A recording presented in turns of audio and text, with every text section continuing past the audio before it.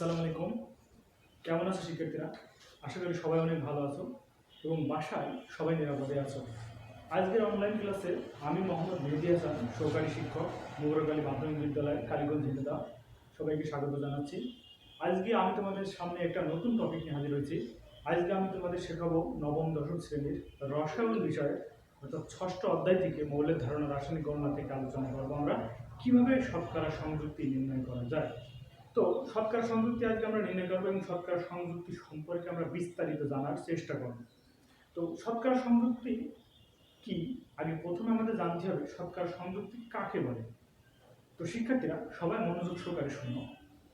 কোনো যোগে 100 গ্রামের মধ্যে কোন মৌলে কত গ্রাম আছে তা নির্ণয় করাকে শতকরা সংযুক্তি বলে। আমি আমি বলে লিখে দিচ্ছি, সবাই খাতা কলম বের করো এবং লিখে নাও। কোনো যোগে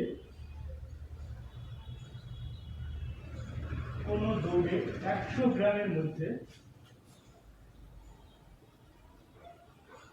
100 গ্রামের মধ্যে কোন মৌলে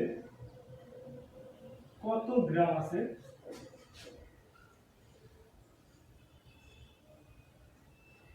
তা নির্ণয় করাকে শতকরা সংযুক্তি বলে। তাহলে শিক্ষার্থীরা তোমরা নিশ্চয় খাতায় লিখে নিয়েছো। তাহলে সংখ্যাটা কেমন হবে?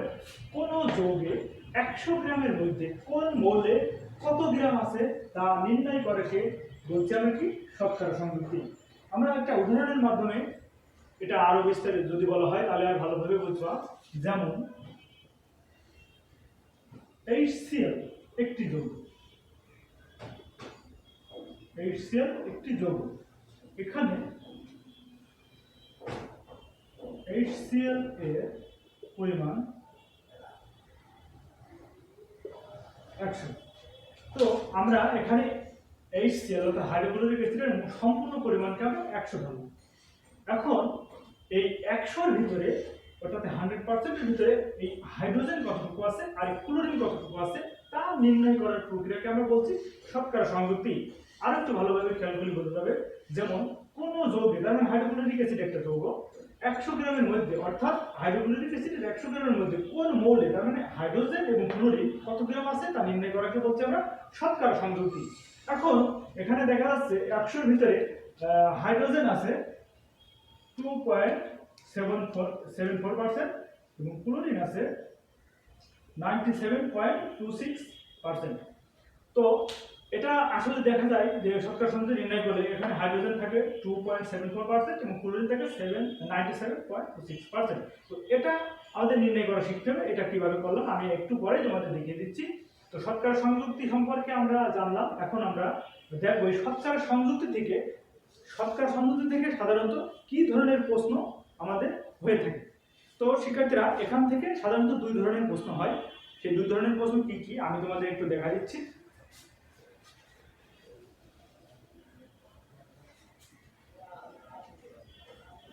দুই ধরনের প্রশ্ন হয়, মনে রাখতে হবে যে দুই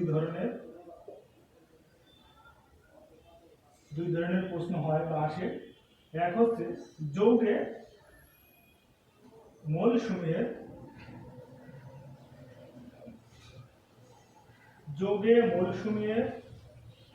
শতকরা সংযুক্তি নির্ণয় করো। এখানে একটা আসতে পারে যৌগে মৌলসমূহের শতকরা সংযুক্তি নির্ণয় করো। যেমন আমরা যদি চিন্তা করি H2SO4, শিক্ষার্থীরা এটা খেয়াল করো, এখানে কিন্তু হাইড্রোজেন, সালফার এবং অক্সিজেন এই তিনটি মৌলের সমন্বয়ে কিন্তু এই যৌগটা গঠিত হয়েছে। তো এখানে এই যৌগের মৌলসমূহের শতকরা সংযুক্তি বলতে কি বোঝানো হচ্ছে, আলাদা আলাদাভাবে এখানে হাইড্রোজেন নির্ণয় করতে হবে, তারপর সালফার, তারপর অক্সিজেন, এই তিনটি মৌল নির্ণয় করার প্রক্রিয়াকে আমরা এক নম্বর বলছি যে যৌগের মৌলসমূহের শতকরা সংযুক্তি নির্ণয় করো। এখানে আরেকভাবে আসতে পারে, সেটা হচ্ছে যৌগমূলকের শতকরা সংযুতি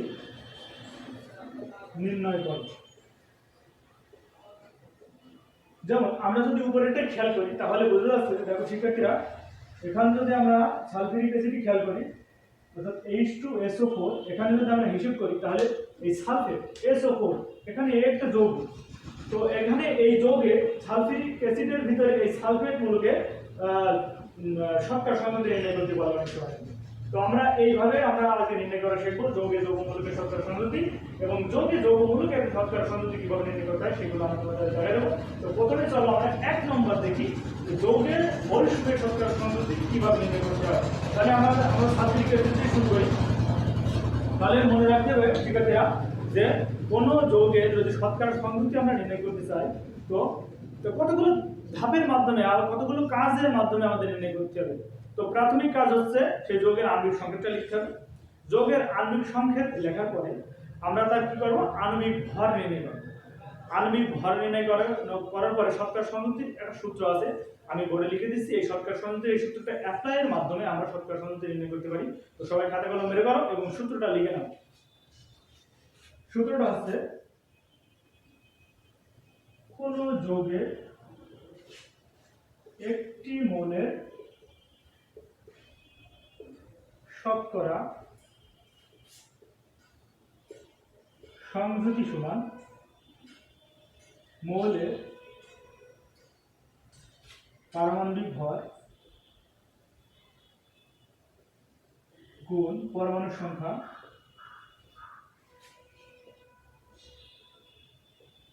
গুণ 100 বাই যৌগের আণবিক ভর। যৌগের আণবিক ভর আমরা এখানে দেবো পার্সেন্টেজ। তাহলে এই সূত্রটা তোমরা নিশ্চয়ই লিখে নিয়েছো। আমাদের সূত্রটা হচ্ছে শর্করা সংহতি নির্ণয় করার সূত্র হচ্ছে কোন যৌগে একটি মোলের শর্করা সংহতি সমান মোলের পারমাণবিক ভর গুণ পরমাণুর সংখ্যা গুণ 100% বাই যৌগের আণবিক ভর। এখন আমরা যে কোনো একটা যৌগ আমরা কল্পনা করলাম HCl এর শর্করা সংহতি নির্ণয় করব। আমরা 1 নম্বরটাই করব আগে, যে হাইড্রোক্লোরিক সালফিউরিক অ্যাসিড অর্থাৎ H2SO4 এর মোলসমূহের শর্করা সংহতি নির্ণয় করব। তাহলে আমাদের প্রাথমিক কাজ হবে কি, সালফিউরিক অ্যাসিডের আণবিক ভরটা নির্ণয় করব। অর্থাৎ H2SO4 এর আণবিক ভর সমান, আণবিক ভর তো আমরা আগে নির্ণয় করে শিখেছি, হাইড্রোজেনের ভর 1 গুণ 2 পাশাপাশি মাধ্যমে থাকলে যোগ দিতে হয়, সালফার 32 যোগ অক্সিজেন 16 গুণ 4 4 16 64 32 আর 2 তাহলে কত আছে 98। আমরা জানি সালফিউরিক অ্যাসিডের আণবিক ভর আছে 98। এখন আমরা করবটা কি, আমরা এখন সূত্রটা অ্যাপ্লাই করব। তাহলে প্রথম আমরা কার নির্ণয় করব, সালফিউরিক অ্যাসিডের হাইড্রোজেনের নির্ণয় করব, তারপরে সালফার, তারপরে অক্সিজেন।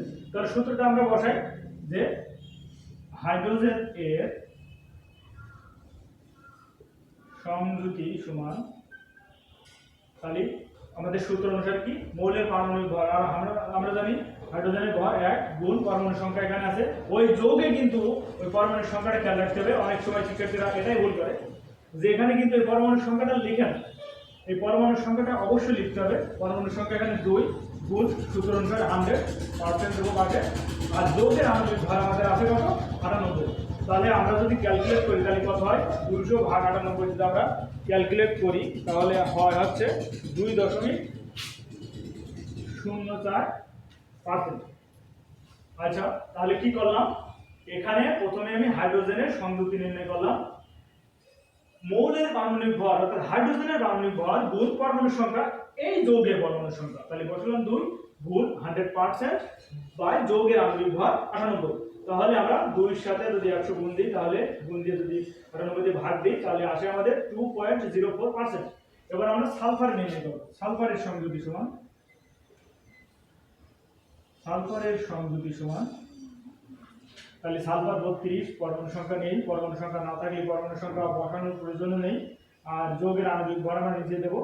তাহলে আমরা যদি ক্যালকুলেট করি তাহলে কি হয়, 32 গুণ 100 ভাগ 98, তাহলে আমরা পাবো সালফারের পাবো 32.65 এত %। তাহলে আমরা সালফিউরিক অ্যাসিড অর্থাৎ H2SO4 এর দ্বিতীয় যে মৌলটা আছে অর্থাৎ সালফারের সংযুতি নির্ণয় করলাম। ওর পারমাণবিক ভর গুণ পরমাণু, এখানে নেই পরমাণুর সংখ্যা দেওয়ার প্রয়োজন নেই, যদি পরমাণুর সংখ্যা থাকে তাহলে দিতে হবে, না থাকলে দেওয়ার প্রয়োজন নেই, গুণ 100% বা যোগের আণবিক ভর আমরা আগে বের করেছি 98 বসিয়ে আমরা পেলাম সালফিউরিক অ্যাসিড অর্থাৎ ওই 100 এর ভিতরে আছে 32.65%। এবার আমরা সর্বশেষ যে যৌগটা আছে অক্সিজেন, অক্সিজেনের সংযুতি নির্ণয় করব। অক্সিজেন এর সংযুতি সমান, অক্সিজেন কত আছে, অক্সিজেনের ভর সংখ্যা আমরা জানি 16, এখানে পরমাণু সংখ্যা আছে 4, আর সূত্র অনুসারে 100 বা যোগের আণবিক ভর পাইছি আমরা 98, আচ্ছা পার্সেন্টেজ দিলাম, তাহলে 464 গুণ 100 ভাগ 98 যদি দিই আমরা তাহলে আসবে কত, ক্যালকুলেট করলি 65 অর্থাৎ 65.31%। তাহলে আমরা সালফিউরিক অ্যাসিডের মৌলসমূহের শতকরা সংযুতি নির্ণয় করলাম কিভাবে, প্রথম আমরা কি করলাম সালফিউরিক অ্যাসিডের আণবিক ভরটা নির্ণয় করলাম, আণবিক ভর নির্ণয় করে আলাদা আলাদাভাবে প্রত্যেকটি মৌল অর্থাৎ এখানে যে তিনটি মৌল আছে আলাদা আলাদাভাবে নির্ণয় করলাম। প্রথমে হাইড্রোজেনের সংযুতি নির্ণয় করলাম সূত্র প্রয়োগ করে, অর্থাৎ মৌলের পারমাণবিক ভর গুণ পরমাণুর সংখ্যা গুণ 100% বাই যোগের আণবিক ভর, তারপরে সালফার নির্ণয় করলাম, তারপরে নির্ণয় করলাম অক্সিজেনের। তো শিক্ষার্থীরা এখানে কিন্তু আমরা জানি যে সাধারণত তোমার শতকরা সংযুক্তির মৌলসমূহের টোটাল পরিমাণটা হয় 100%। তো অনেক সময় কিন্তু 99.99% হয়, সেক্ষেত্রেও কিন্তু উত্তর সঠিক, বিভ্রান্ত হওয়ার কিছু নেই। তো আমরা এখানে শুদ্ধি পরীক্ষা করে দেখবো যে আমাদের মানটা কত আসে। তাহলে আমরা শুদ্ধি পরীক্ষা করি, শুদ্ধি পরীক্ষা করে দেখি আমাদের মানটা কত আসে, তাহলে আমরা নিশ্চিত হতে পারবো যে আমাদের শতকরা সংযুতি নির্ণয় হয়েছে কিনা। 2.04 যোগ 32.65 প্লাস 65.31%, তাহলে আমরা যদি যোগ করি তাহলে কত হবে 99.99%। তো শিক্ষার্থীরা যদি 99.99% আসে তাহলে মনে রাখবা যে তোমাদের শতকরা সংযুক্তি নির্ণয় করা সঠিক হয়েছে, অর্থাৎ 100% না হলেও সঠিক হবে। এখন এখান থেকে কিন্তু আরেক রকম প্রশ্ন আমরা 2 নম্বর যদি কল্পনা করি যে যৌগ মূলকের সংযুক্তি নির্ণয় করো, তাহলে সেটা কিভাবে আসতে পারে। এখানে প্রশ্ন এসলো আমার যে সালফিউরিক অ্যাসিড অর্থাৎ H2SO4 যৌগ মূলকের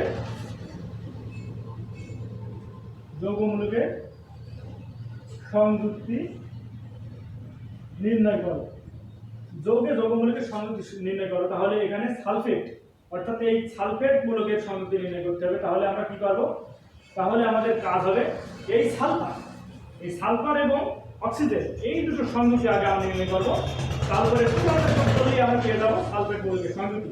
তাহলে এখানে তো আমরা নির্ণয় করে নিয়েছি, তাহলে আমরা লিখতে পারি অতএব যৌগ মূলকের সংযুক্তি সমান যৌগ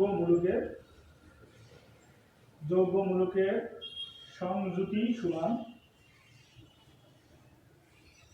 আমরা আগে বের করে নিয়েছি যে আমি বললাম যে এখানে সালফেট মূলক এখানে আছে দুটো যৌগ, একটা আছে সালফার আর অক্সিজেন, আমরা আগেই নির্ণয় করে নেব সালফার এবং অক্সিজেন, তারপর টোটালটা যোগ করলে আমরা পেয়ে যাবো সালফেট মূলকের সংযুতি। তাহলে আমরা দেখি যে এখানে সালফেট মূলক কত বেরিয়েছে 32.65 প্লাস, আর আমরা অক্সিজেন পাইছি 65.31%। তাহলে আমরা যোগ করে দেখি, এটা ক্যালকুলেট করে দেখি কত আসে আমাদের মান।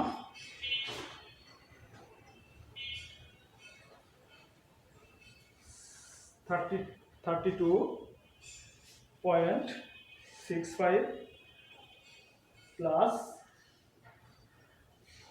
65.31), তাহলে আমাদের আসে 97.96%। তাহলে আমরা সালফিউরিক অ্যাসিডের যৌগ মূলকের সংযুতি নির্ণয় করে দেখলাম যে 97.96% আসছে। এভাবে কিন্তু আমরা যৌগে মৌলসমূহের শতকরা সংযুতি এবং যৌগ মূলকের সংযুতি নির্ণয় করতে পারবো।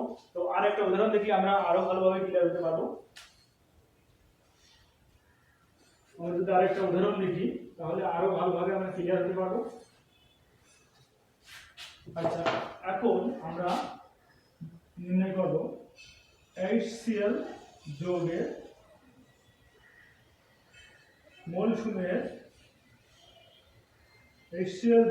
মৌলসমূহের শতকরা সংযুতি নির্ণয় করো।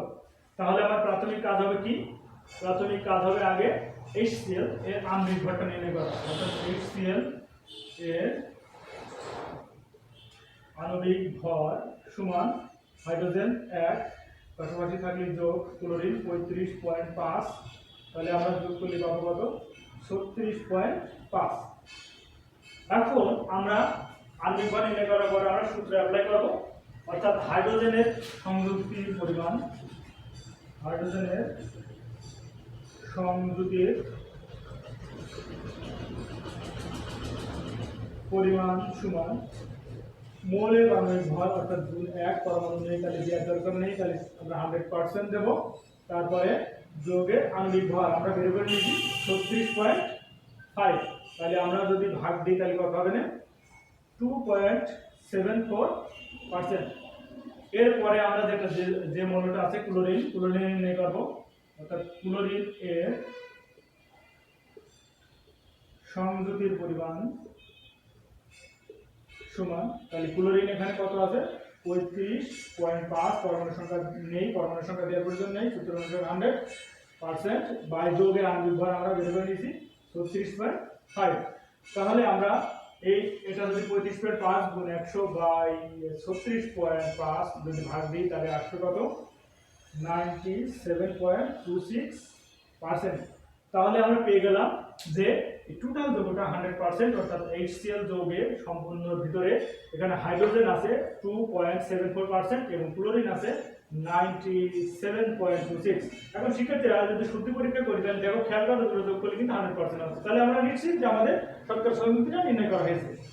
এখন এখান থেকে আরেক ধরনের প্রশ্ন আসতে পারে, সেটা আমি তোমাদের একটু দেখাই দিই। যেমন এখানে প্রশ্ন আসতে পারে যে HCl যৌগে হাইড্রোজেন এর সংযুতি 2.74% হলে ক্লোরিন এর পরিমাণ কত? এই ধরনের প্রশ্ন কিন্তু পরীক্ষায় আসে। এই ধরনের প্রশ্ন আমরা একটু দেখি যে HCl যৌগে হাইড্রোজেনের সংযুক্তি 2.74% হলে ক্লোরিনের পরিমাণ কত? তাহলে কিন্তু আমাদের এখানে হাইড্রোজেনের পরিমাণটা দেওয়া আছে এবং ক্লোরিনের পরিমাণটা আমাদের বের করতে হবে। তাহলে আমরা জানি যে সাধারণত কোন যৌগের শতকরা সংযুক্তি কত হয়? 100%। তাহলে 100% থেকে যদি হাইড্রোজেনটা বাদ দিই, অর্থাৎ সম্পূর্ণ যৌগ থেকে হাইড্রোজেনটা বাদ দিলে যেটা থাকে সেটা ক্লোরিন। তাহলে এভাবে আমরা লিখতে পারি যে আমরা জানি কোন যৌগের শতকরা সংযুতি, আমরা জানি যে কোন যৌগের শতকরা সংযুক্তি হচ্ছে 100। তাহলে আমরা এখানে ক্লোরিনের পরিমাণ বের করতে পারি, অতএব ক্লোরিন এর পরিমাণ বা ক্লোরিনের সংযুতি সমান 100 থেকে যদি আমরা হাইড্রোজেন অর্থাৎ 2.74% মাইনাস করি তাহলে আমরা পাবো কত? 97.26%। অর্থাৎ আমরা ক্লোরিনের পরিমাণ বের করলাম। এভাবে কিন্তু অনেক সময় আসে, আরেক ভাবে আসতে পারে এখান থেকে প্রশ্ন, সেটাও আমি তোমাদের একটু দেখাচ্ছি। এখান থেকে আরেক ধরনের প্রশ্ন আসে, যেমন একটি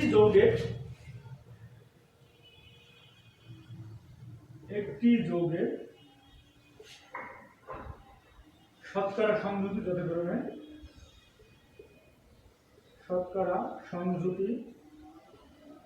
যথাক্রমে কার্বন C সমান 40%, হাইড্রোজেন সমান 6.67% এবং বাকি অংশে অক্সিজেন রয়েছে। উক্ত অক্সিজেনের সংযুতি নির্ণয় করা। এইভাবে কিন্তু পরীক্ষায় দিয়ে যায়, অনেক সময় শিক্ষার্থীরা ভুল করে। তো কোন যৌগের শতকরা সংযুতি যথাক্রমে কার্বনের পরিমাণ দিয়েছে 40%, হাইড্রোজেন 6.67% এবং বাকি অংশ যে রয়েছে সেখানে আমাদের অক্সিজেন আছে। এই অক্সিজেনের সংযুতি কত সেটা নির্ণয় করতে হবে। তো শিক্ষার্থীরা আমরা জানি যে যৌগের শতকরা সংযুতি 100% হয়। তো 100% হয় যে দুটো যৌগ দেওয়া আছে, আমরা এই দুটো যৌগ যদি যোগ করে 100% থেকে মাইনাস করি তাহলে কিন্তু আমরা অক্সিজেনের পরিমাণটা পেয়ে যাব। তাহলে আমরা লিখতে পারি কি যে অক্সিজেনের সংযুতি সমান 100% মাইনাস 40 প্লাস 6.67%। তাহলে তাহলে আমরা 46.67% দুটো যোগ করলাম, 40 প্লাস 6.67% যদি আমরা প্লাস করি তাহলে 46.67 আসছে। তাহলে আমরা যদি মাইনাস করি তাহলে কত আসে, 100% থেকে যদি আমরা মাইনাস করি 46.67, তাহলে শিক্ষার্থীরা আমরা পেয়ে যাব 53.33%। তাহলে এভাবে আমরা শিখলাম আজকে শতকরা সংযুতি, যে যদি দুটো মৌল উল্লেখ থাকে এবং একটা অ্যাবসেন্ট থাকে সেখানে সাইলেন্ট করে দেয়, তো সেটা আমরা কি করব, আমরা টোটাল 100% থেকে যে দুটো মৌল দেওয়া আছে সে দুটো প্লাস করে 100% থেকে মাইনাস করলে আমরা পেয়ে যাব উক্ত মৌলে উক্ত যৌগে সেই মৌলটার পরিমাণ। তাহলে শিক্ষার্থীরা আশা করি আজকে তোমরা শতকরা সংযুক্তি সম্পর্কে বিস্তারিত জানতে পেরেছো, শিখতে পেরেছো। তো বাসায় আরো ভালোভাবে প্র্যাকটিস করো। পরবর্তী ক্লাসে আরেকটা নতুন টপিক নিয়ে তোমাদের সামনে আরো ভালোভাবে উপস্থাপন করার চেষ্টা করবো ইনশাল্লাহ। সে পর্যন্ত সবাই ভালো থাকো, সুস্থ থাকো। আল্লাহ হাফেজ।